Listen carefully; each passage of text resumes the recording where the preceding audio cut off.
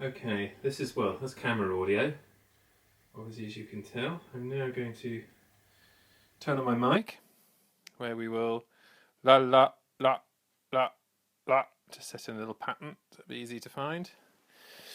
This is just to test the audio with video from a little bit of a distance.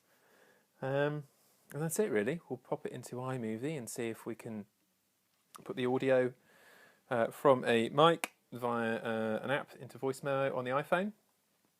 And we will see if we can just sync those up very simply, which will mean that the Sony RX100 M3 with its fabulous video output, but no external mic jack, can be used to its full potential by means of half-decent audio being included rather than having to rely on the one that's off the camera. That's it. I will stop whittering on and go and sort it out. I'm now going to turn off this audio. And we're now reverting back to camera audio. So hopefully you and I will have a half-decent test. That's it. Okay, cool. Goodbye.